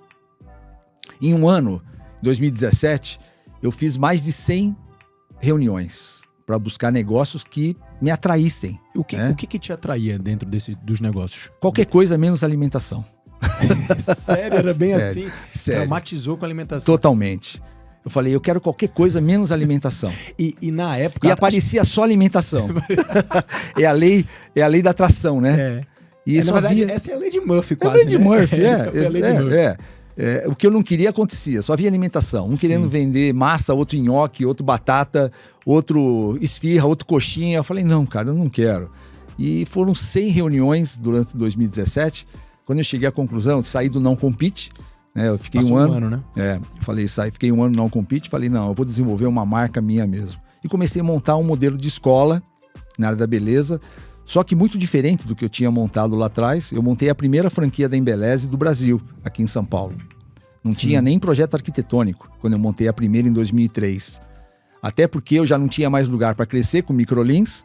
Perfeito. E o primeiro franqueado meu, o seu Luiz Stanzani, ele foi lá para comprar Microlins, eu não tinha mais para vender. Eu falei, olha, eu tô com um negócio novo aí, que é a Embeleze. Ele falou, mas como que é isso? Eu falei, é escola de beleza, tal. Peguei uma folha de sulfite, escrevi para ele como que funcionava, fiz um layout. Eu gostei. Você me ajuda a montar? Ajudo. E foi aí que eu montei a primeira franquia, sem projeto arquitetônico, sem nada. Hoje a gente, logicamente, não faz mais isso, né? Sim. Mas há 20 e poucos anos atrás, a gente ousava de fazer, né? Hoje a gente não precisa mais fazer isso, porque a gente tem hoje conhecimento para não se fazer isso, né? E foi assim que nasceu a minha holding, né? O Grupo Calais. Meus filhos vieram junto comigo. Sim. Tanto o Daniel como o Felipe. Já veio nesse segundo ano. No segundo ano, então, a primeira marca que você botou foi o Instituto Ana Hickman. Na verdade, ou foi uma outra coisa. Não era Instituto Ana Hickman. Era uma escola da beleza. Tinha outro nome? Não tinha nome. Né? Eu montei uma escola do jeito que eu achava que ia ser bacana. Montei um projeto diferenciado com um plano pedagógico bacana, diferente do que nós tínhamos. Todas as apostilas, eu criei todas as apostilas do zero. Contratei uma editora, uma pessoa que está comigo há 22 anos, a Silvia, que escreveu todas as apostilas para mim, todo o projeto pedagógico, todos os cursos, e só não tinha nome, né? Só não tinha nome. Criei o TCC. O que é o TCC? É o trabalho de conclusão de curso, como se fosse a graduação de um estudante que hoje faz uma faculdade. E as pessoas, para você ter ideia, nesse TCC, elas vão com a família e vestidas como se fosse a formatura da vida delas. Senhora. É um negócio super bacana, né? Passa por uma banca de analistas, né, que vê se aquele trabalho realmente fez sentido, senão ela volta para o modo que ela teve problema, para poder sair realmente como uma artista, né, daquilo que ela se propôs a fazer. E foi assim que nós começamos a construir, só que não tinha nome. E um dia, Rafael, eu orando demais, falei, meu, Deus precisa me dar um nome para esse negócio. E eu acordei no dia seguinte com um nome na minha cabeça, Ana Hickman. Falei, poxa, Ana Hickman, legal, cara, mas e agora? Eu não conheço ela. Como é que eu faço? E aquilo não saía da minha cabeça. Aí um dia eu conheci um amigo, o Gustavo Zani. Falei, Gustavo, você conhece a família da Ana? Não conhece? Conheço. Você não pode levar um projeto para ela? Levo, Sidney. Falei, ó, tá aqui o projeto todo. Criei tudo. Logotipo, Instituto Ana Hickman, o brasão, que é o brasão que hoje faz parte do nosso modelo, que é heráldica, né? Eu peguei o brasão como se fosse o de Harvard, né? Como se fosse uma faculdade. Sim. Montei as cores que eu achava que a Ana ia gostar, o azul Tiffany com cinza, e falei, eu vou levar o projeto em prontinho para ela. Peguei uma arquiteta. O plano de negócio também já tinha, não? Falou que era franquia, investimento, tudo? Tudo. Entreguei para ela, entreguei para esse meu amigo, ele levou para o Alexandre, que é o marido dela. Passou 15 longos dias e veio a resposta. Sidney, ela quer te conhecer. E foi aí que o Alexandre veio me conhecer primeiro. Depois a Ana veio. Eu contei toda a minha história para ela, foram horas e horas e horas de bate-papo. Ela adorou a história, gostou do projeto, ela falou, Sidney, faz todo sentido mudar a vida de pessoas. Eu gosto de ajudar pessoas, porque eu também vim no mercado que eu me formei, ela é modelo, né? E ela fez escola para ser modelo, então esse negócio realmente me atrai muito e eu quero fazer isso com você. E foi a primeira sociedade que ela teve fora da família. Puxa vida. E primeiro, ela queria ser só garota propaganda. Eu falei, não, eu quero que você seja minha sócia. Mas eu nunca tive sócio. Eu falei, vai ser a primeira vez. E foi aí que nós fizemos o primeiro negócio. E aí cresceu a nossa amizade, cresceu o nosso engajamento. Ela é uma pessoa extremamente ativa. Ela sabe tudo. Se você perguntar hoje para mim o que é o Instituto e para ela, é a mesma coisa. Embora ela não esteja presente no dia a dia, mas ela sabe de todos os detalhes. Não é aquela empreendedora, artista, que colocou o nome dela lá e ponto. Não, ela participa de tudo. Isso é legal comentar, porque a gente está vendo um movimento, principalmente no franchising, aqui no Brasil, muito comum, de marcas estarem trazendo grandes celebridades, garotos propagandas para virar sócio, só que às vezes não sabe o quanto de fato aquela pessoa vai se envolver pro negócio. Você acha que isso fez a diferença de alguma forma? 100%. Não só a imagem dela. 100%. Sabe por quê, Rafael? A imagem, ela é só um componente na venda de franquia. É só um componente de ajuda. Mas eu vejo que, inclusive, o artista que é responsável, ele também tem que saber onde ele está colocando o nome dele. Sim. Porque, para mim, se a responsabilidade de não ter o nome de artista já é grande, porque é meu nome que está lá, imagina você tendo um artista, eu falo que o peso triplica. Porque quando é Sidney Calais, é Sidney Calais só. Quem é o Sidney Calais? Tem alguns seguidores, o Google tem tudo da minha história, mas ela não, ela é uma artista. E artista tem realmente, a constituição dela é o nome dela. Sim. Imagina alguém chegar e amanhã falar para ela que ela colocou ele num negócio que não tem futuro, ou um aluno reclamar, ou um cliente reclamar. Quando um aluno reclama, hoje, para quem não tem uma artista, ele reclama para talvez 10, 20, ou 30, ou 40. Agora, quando o artista tem seguidores, como é o caso da Ana, da Sabrina, hoje ela tem lá cerca de 10 milhões de seguidores. Então, uma reclamação são para 10 milhões de pessoas. E aquilo se multiplica, porque quando cai na rede social, se multiplica numa rede como o UOL, como Terra e como os outros que vão multiplicando aquela informação quando é negativa. Sim. Todo mundo gosta de vender sensacionalismos, né? Então, a responsabilidade do franqueador, que sou eu, é enorme quando você tem um artista junto. Tem a parte boa, tem o bônus e tem o ônus. Qual que é o bônus? É você ter um artista que te ajuda a proclamar um negócio. O eco fica muito maior. Eu sou sócio da Ana, eu sou sócio da Sabrina. Poxa, quem não queria ser sócio de uma Sabrina Sato, de uma Ana Hickman, né? Duas artistas sem nenhum passado ruim. Agora, eu acho que o artista responsável, ele tem que saber aonde ele está colocando o nome dele. Na verdade, para ambos os lados, né? Ambos. Você tem que realmente estudar bem quem é aquele artista, justamente como você falou, entender o histórico, os valores que aquele artista representa. Muito. Eu vejo assim, né, Rafael? Eu acho que um negócio bom com sócio ruim, ele se torna ruim. Sim. Um negócio ruim com sócio bom, ele se torna bom. Então, quando você tem um sócio ruim, aquele negócio que era bom fica ruim. Então, por isso que eu também busco sócios hoje que são sócios que têm os mesmos valores que eu tenho. Isso para mim é fundamental. Sim. Não é ganhar dinheiro. Para mim hoje, se você perguntar para mim, Sidney, quanto você tem na sua conta hoje? Juro, pelos meus filhos, eu não sei. Uma coisa eu sei, eu tô aqui hoje pela paixão que eu sinto pelo setor, em ajudar empreendedores a constituírem negócios, né? E por isso que eu busco, Sidney, é tua ambição de montar franquia? Não, não é ambição. É satisfação, é diferente. Né? Eu não faço conta, olha, cada franqueadora que eu montar, eu vou ganhar X milhões de dólares. Não. Cada franqueadora que eu montar, eu vou estar colocando um empreendedor no mercado e várias famílias que dependem desse negócio. Hoje nós já temos no grupo, de 2018 para cá, e 2 anos de pandemia, mais de 500 franquias. Nós estamos falando de quase 6 mil colaboradores. São 6 mil famílias que podem estar vivendo através desse meu crescimento. Sim. Né? Isso não para, porque não é com 500 que eu quero ficar. Eu quero chegar em 1.000, em 2.000, ou talvez nas 3.000 que eu já constituí nesse meu período de vida. E esse sonho que você vive hoje, esse propósito, sempre foi assim? Ou lá atrás, aquele empreendedor talvez não tão maduro, ele visava mais dinheiro? Não. Rafael, por tudo quanto é sagrado, sabe?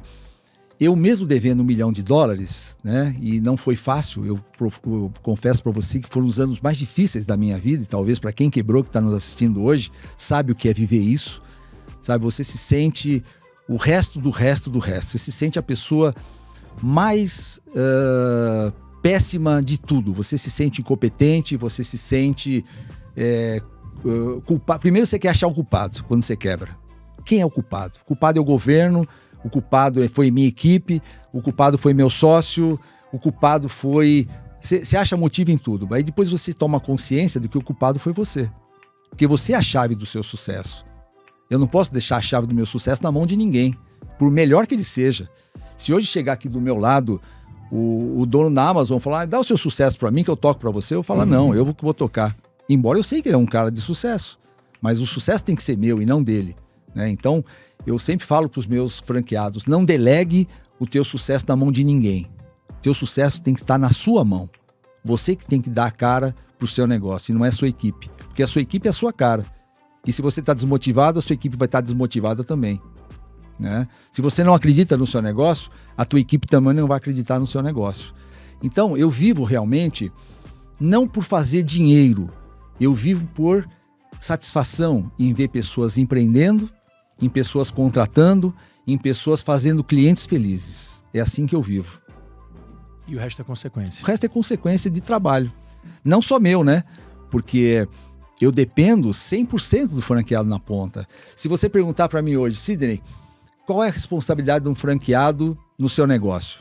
Eu falo, pelo menos 80%. E eu sou responsável em 20%. Em inovar, em transferir know-how, em dar suporte, mas ele é responsável 80%. Por isso que eu sempre falo o seguinte, quando te convidarem para uma franquia, para você ser um franqueado, e falarem para você, olha, aqui é tranquilo, vai dar tudo certo, eu garanto para você sucesso, fuja.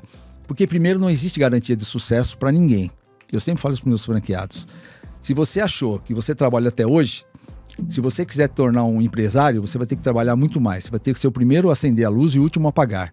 Todos os dias, de segunda a segunda. Sim. E não é só entrar na unidade. Eu tinha franqueados, Rafael, que viviam na franquia 12 horas por dia. Eles entravam pela porta da entrada e iam para a sala do fundo, onde lá eles ficavam no computador 12 horas por dia. Não tinha gestão, não sabia o que estava acontecendo na sua franquia. Né? E eu falo que hoje o tripé, né, a tríplice coroa de um negócio é você ter frequência. Isso ele tinha, ele ficava 12 horas por dia. Mas só isso funciona? Não, tem que ter intensidade. Qual é a intensidade de energia que você põe no seu negócio? Isso para mim é primordial. E o terceiro é colocar frequência, intensidade e processos regulares. Sim. Todo dia você tem que repetir processos, melhorar e inovar processos. Todo dia você tem que ter a empresa na sua mão. A pior coisa que existe é quando você vai fazer uma consultoria e você pergunta para o franqueado, quantas vendas você fez ontem? Ah, eu não sei, preciso consultar. Isso não é um fato anormal. É um fato muito normal hoje em dia. Ah, eu vou ter que pesquisar. Ah, eu vou entrar no sistema. Não, gente, você tem que saber isso de cor e salteado. Quantos leads caíram ontem? Eu não sei, vou ter que perguntar para minha equipe. Como assim? O negócio é teu. O CNPJ é seu. Você vai ser responsabilizado se você falir. Então, por isso que eu falo que hoje os franqueados, muitos deles, imputam o seu sucesso ao franqueador. Mas é só 20% que representa o franqueador. 80% é responsabilidade e gestão desse franqueado. Não é que eu estou colocando aqui, tirando a responsabilidade do franqueador, jamais. Né? É como um casamento. Você casou com a sua esposa, ambos têm responsabilidade no casamento. Mas a responsabilidade de um é sempre maior do que a do outro. E a responsabilidade do franqueado hoje é 80% superior à do franqueador. Porque é ele que dirige a sua equipe. Eu não posso estar em todos os lugares ao mesmo tempo. A gente não é onipresente. Sim. Não é? A gente vê, assim como a gente vê um sócio ruim com um bom negócio, a gente também consegue ver, né? Às vezes um franqueador que não é tão bom com um franqueado muito vai bom... Vai embora. Resultado garantido. É verdade. Às vezes o franqueador nem tem aquele cuidado de marca, nem tem aquela preocupação. Cara, mas o cara sabendo executar bem e até empreendendo no seu negócio, criando também, inovando, porque às vezes o franqueado fica preso dentro da caixa, né? Rafael, eu tenho uma franquia, ela tá numa cidade de 50 mil habitantes. 50 mil habitantes, né? O Ateliê Lendo Olhar, a franquia de Santiago. Essa franqueada, ela faz assim uma gestão impecável. Tem muitos franqueados que fazem, mas ela é um destaque porque ela está numa região de 50 mil habitantes, tinha tudo para dizer, aqui eu não consigo crescer. Verdade. É um dos maiores faturamentos da rede. É mesmo? Sim. Ela fatura hoje, em média, R$ 2,50 por cada habitante. Eu falo, você vende até pro prefeito. R$ 2,50 por habitante, ou seja, ela vende 150 mil quase. 150 mil na cidade de 50 mil habitantes. É isso aí. E tem outras franquias, né? Sobrancelha e cílios. Cílios e outros produtos que nós temos hoje, né? Injetáveis hoje nós temos, né? Toxina e tal. E tem franqueados, por exemplo, que estão numa cidade de 1 milhão de habitantes que consegue ter um resultado pífio. É o mesmo produto. Sim. Então o que muda?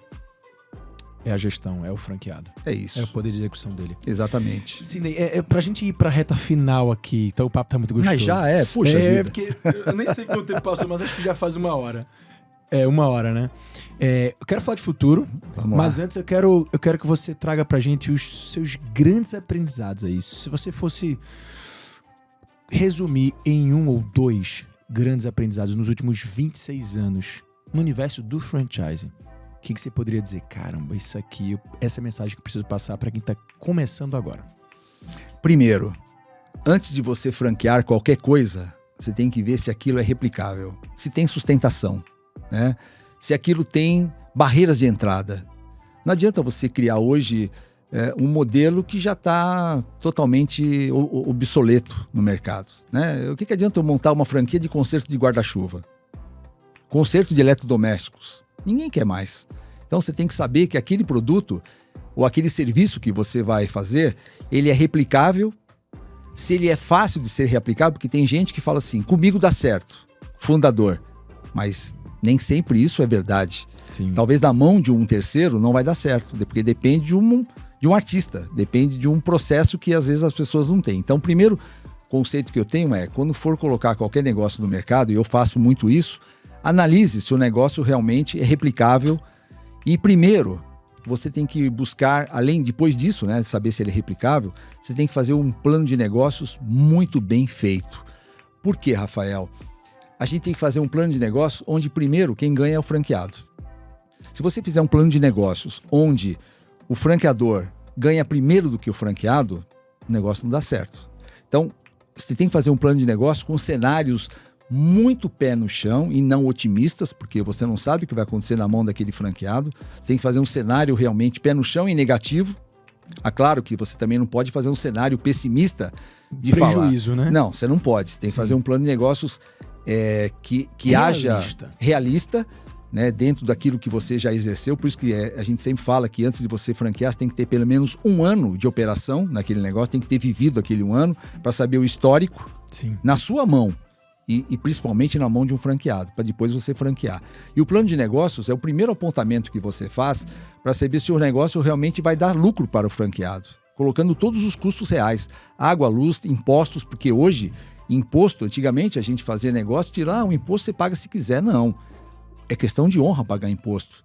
Porque eu falo que onde há legalidade, há Deus. Onde há Deus, há sucesso. E quando você hoje vive por não pagar imposto, pode ter certeza que o negócio não vai prosperar, né? Então você tem que ter um plano de negócio muito bem feito para saber se o franqueado vai ganhar dinheiro. Se ele ganhar dinheiro, o negócio é replicável, o negócio dá dinheiro, você pode colocar em operação. Caso contrário, vá para outro ramo. Você viu muita gente quebrar ao longo desse caminho por não estar atendendo a essas premissas? Cara, muitas franqueadoras, e eu já vi franqueadoras com mais de 500 franqueados não darem certo. Nossa Senhora. Vendeu de uma forma magistral, porque vender é fácil. Sim. Né? Vender, para quem tem aquele dom de encantar serpente, é fácil. Né? Você pega um empreendedor, você conta uma história bonita para ele e ele fecha com você. Eu falo que é encantador de serpente. Mas depois para entregar. E olha, gente, eu falo para vocês, com toda a experiência que eu tenho de 28 anos, eu tenho franqueados que têm dificuldades. E às vezes eu não consigo resolvê-las. Imagina uma pessoa que não tem a experiência que eu tenho. Porque a experiência que eu tenho, eu passo para a minha equipe. E minha equipe passa para os seus consultores e as consultores passam para os nossos franqueados. É uma cadeia, né, de aprendizado. Quando o franqueador, que é o principal líder, não tem esse conceito, como fica a equipe? E como fica o franqueado na ponta? Ele fica desorientado. Se o cara é bom, ele faz sozinho. Se o cara não é bom, ele quebra no meio do caminho. Eu já vi franquias quebrando por falta dessa consistência. Da liderança do franqueador. Da liderança do franqueador. A gente fala muito de perfil de franqueado, né?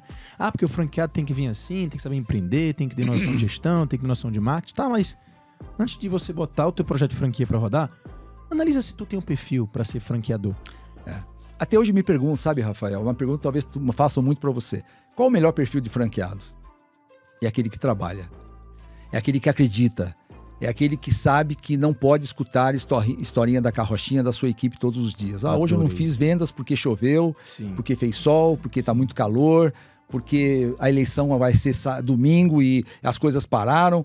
E o franqueado, se ele entra nessa vibe, ele dá muleta para a equipe. Então, o melhor franqueado é aquele que trabalha, que conhece o seu negócio, que vive o seu negócio, que põe a barriga no balcão e que acredita mais do que os seus colaboradores.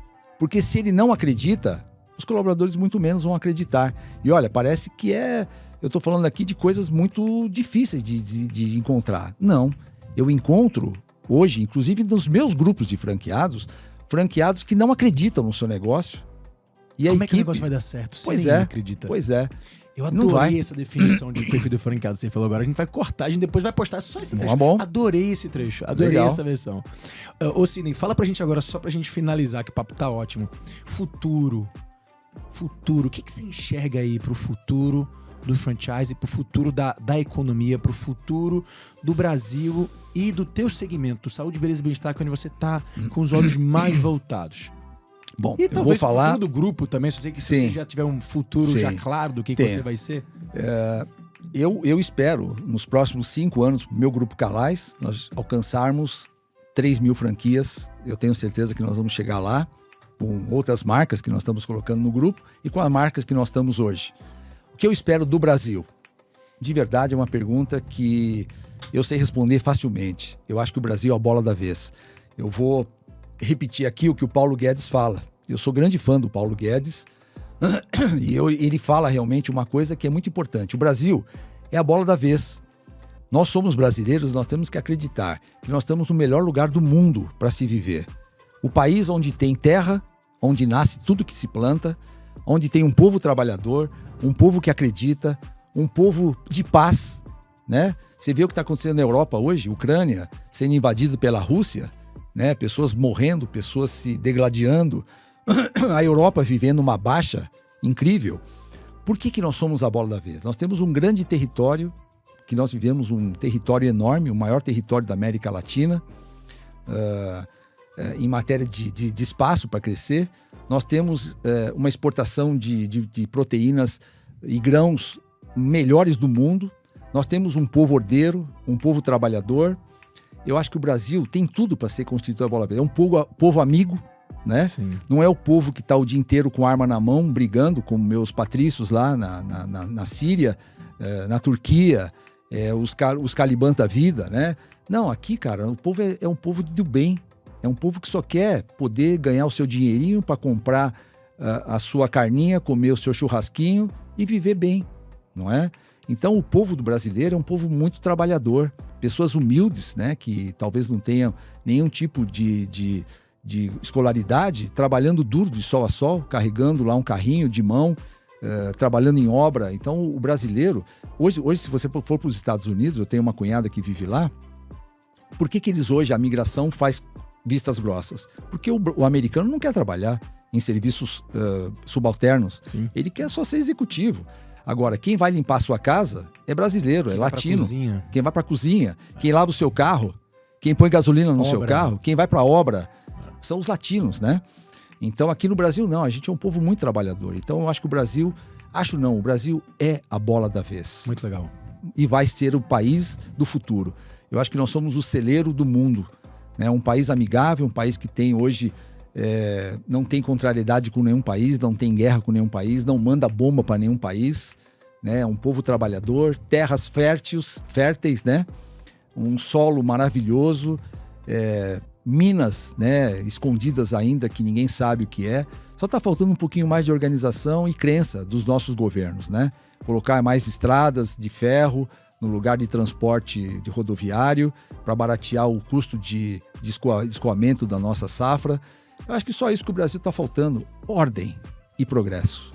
Só isso. Acho que não tinha como esperar uma resposta diferente dessa, porque para quem está empreendendo há 28 anos no Brasil, já viu várias coisas acontecerem, acho que a esperança e o otimismo tem que existir em nós, né? Tem. Como empreendedor, né? Tem, porque se a gente não acreditar num país que vive, eu poderia ir para qualquer outro país viver.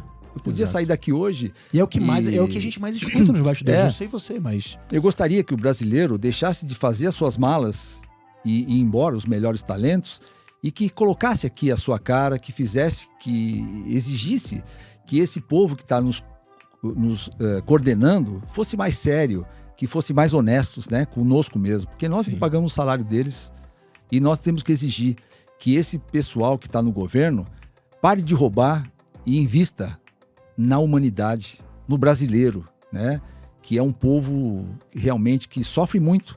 Hoje você vê o crescimento de pessoas que estão aí na rua, é imenso, né? Venezuelanos que estão aqui, cubanos que estão aqui vivendo, equatorianos que estão vivendo, outros países estão mandando gente para cá porque realmente estão em pé de guerra, não tem mais lugar para trabalhar. O Brasil acolhe todo mundo, né? Acho que o Brasil é o país que mais acolhe os estrangeiros. Aliás, eles tratam melhores o próprio estrangeiro do que o próprio brasileiro. É verdade. Não é?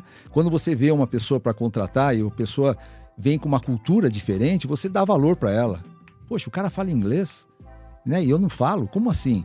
E você acaba contratando a pessoa. O brasileiro é muito coração. O que está faltando para o nosso país só realmente são pessoas sérias. E a educação transforma, né? Nós temos que fazer essa criançada hoje, que está vendo um país corrupto, né?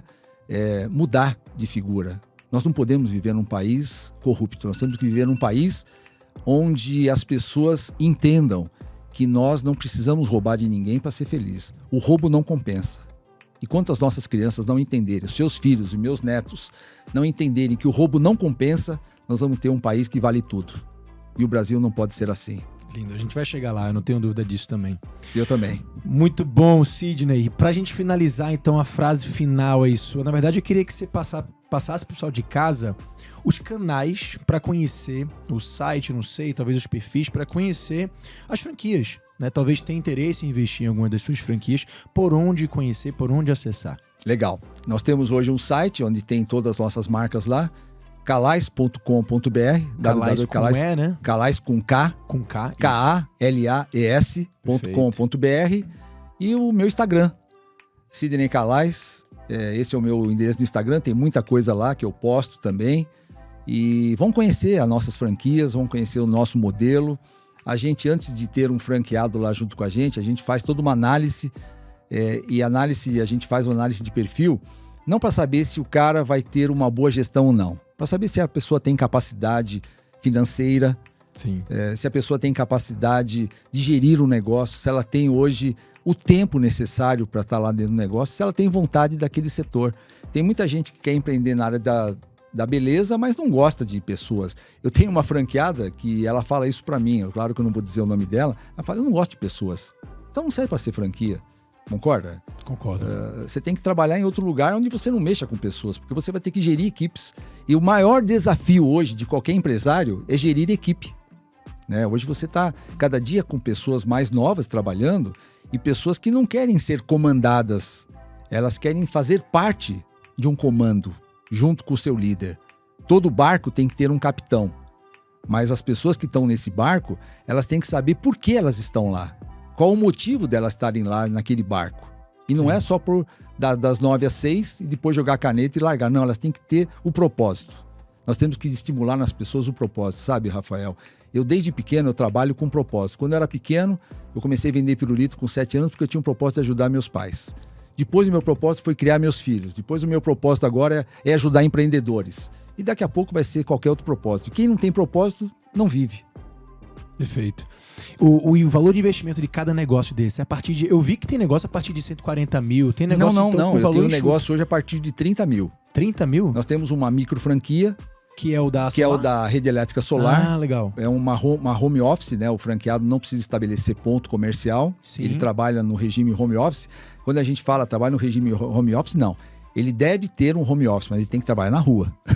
Porque ele vai ter que ir pra rua, vender, atender, sim, instalar, as pessoas acompanhar. Confundem isso, né, Rafael? Eu vou trabalhar no home office, vou ficar o dia inteiro assistindo Ana Maria Braga, a sessão da tarde. Não é assim, gente, não é assim. Home office quer dizer, eu não preciso alocar um ponto. Perfeito. Eu tenho que trabalhar na rua, mas com o meu endereço para mim receber ligações e fazer ligações. É o home based, né? Que aí você é a base na sua casa, mas você tem que estar na rua o tempo todo, porque os negócios estão na rua. Sim. E que esse é o desafio do modelo home based, né? Porque existe a vantagem de você não ter custo fixo, de você estar... Pelo menos tem um custo fixo pequeno, você está em casa aproveitando a tua estrutura e tal. Sim. Mas o desafio é você que vai atrás do teu cliente, não é o teu cliente que vai até você. O home based, ele tem bônus e ônus, né? O bônus é você trabalhar solitariamente, quando você não tem um franqueado ativo. Tanto é que a gente acorda todos os dias os nossos franqueados. Todo dia, a nossa equipe liga pro franqueado e fala, e aí, meu, quantos... Sério? Todo dia. De manhã? De manhã. E aí, quantos orçamentos hoje? Vamos pra rua, vamos fazer. Se você não estimula... babysitter mesmo. Porque se você não estimula esse franqueado, ele se sente sozinho, solitário, aí, poxa, hoje eu não fui... mas também hoje não ia dar certo. Amanhã também eu não vou, porque eu acordei com preguiça. Sim. Poxa, hoje o tempo tá meio frio, não vou sair também. Porque daqui a pouco passou o mês, não teve nenhuma visita, consequentemente nenhum orçamento. Nenhum faturamento. Em energia solar, você tem que ter 40 orçamentos para fechar uma venda. Então, já sabe quanto você tem que buscar. Você quer 2 vendas, tem que fazer 80. É assim. 80 significa 4 por dia. Você tem que visitar, você tem que sair, você tem que prospectar, você tem que cacarejar, né? Eu falo sempre isso. Quem não cacareja vai morrer. Então você tem que se tornar conhecido. E muita gente não sabe que existem projetos hoje de energia solar ou qualquer outro negócio que você trabalha aí, que se você não prospectar, ele vai morrer. Porque tudo depende de vendas. E as vendas dependem de anúncio. E o anúncio, você ou vai para televisão, ou vai para os jornais, ou vai para uma grande rádio, ou você vai no porta a porta. Não tem outro jeito. As mídias digitais. As mídias digitais também, mas não é tudo, sabe? Porque as pessoas hoje trocaram as mídias digitais por tudo. Mas existe um negócio chamado cross-mídia. Você tem que fazer mídias digitais, você tem que buscar o cliente por céu, mar e terra. Mídias digitais é o céu, sim. A terra são os desafios do dia inteiro, você fazer parcerias, e você tem que ir para o mar, para você anunciar em offline complementares. Sim. O universo digital hoje acabou virando um oceano vermelho, né? Porque tem tanta gente estando lá que aí, cara, a competição tá lá em cima. São algoritmos, né? Que às vezes o custo de um lead vai custar para você 20, 30, 40. Um lead hoje, para você buscar investidor, depende do setor, custa R$100. Sim. Um lead. E você precisa de 100 leads para vender uma franquia. Perfeito. Então veja quanto você tem que investir. Perfeito. Sidney, é isso. Chegamos ao final. Muito obrigado. Deixa eu te agradecer. Eu que agradeço. Foi ótimo. Um prazer enorme. Uma pessoa tão ilustre como você ter tempo para vir aqui falar comigo. Gostei demais. Total. Foi um prazer conhecer agora a tua história de perto. Vamos fazer outros podcasts depois. Eu quero ver esse progresso aí chegar em 3 mil unidades. Eu quero acompanhar e a gente poder contar para o pessoal. Se Deus quiser. Já com um novo projeto que a gente tem aí, novos projetos para 2023. E muita coisa para a gente fazer ainda. Eu acho que tem muita coisa para realizar ainda, né? E eu acho que isso está no meu DNA, que eu estou passando para os meus filhos. Quem sabe até meus netos no futuro. E para os seus franqueados, de alguma forma, porque você acaba sendo líder de tanta gente por aí, né? Sim. Tanto empreendedor. É legal. E já formei muitos empreendedores. Hoje eu tenho pessoas que fizeram cursos comigo hoje, que eu faço bastante palestras, né? Durante os cursos que eu dou. Pessoas que hoje estão empreendendo, são franqueadores, hoje são palestrantes, e é bacana você ver essas pessoas crescendo, né? Eu falo que a lei que devolve aquilo que você planta, né? Eu acredito muito nisso. O que a gente planta, a gente colhe, né? Por isso que eu planto todo dia um pouco de coisa boa para colher coisas melhores ainda. Perfeito. Muito bom, Sidney. Obrigado pelo impacto. Você, Rafael. Obrigado pela prazer enorme falar com você. Prazer, meu. Obrigado. É isso aí, turma. Chegamos ao final desse podcast. Espero que vocês tenham gostado. Não esquece de pegar esse podcast aqui, seja lá no YouTube ou no Spotify, compartilhar, clicar no aviãozinho, compartilhar com a turma que você conhece, que quer empreender, talvez conhecer mais sobre essa história incrível desse empreendedor também, que tem muito o que inspirar aí o brasileiro. E eu espero você no próximo episódio. Um grande abraço. Até mais.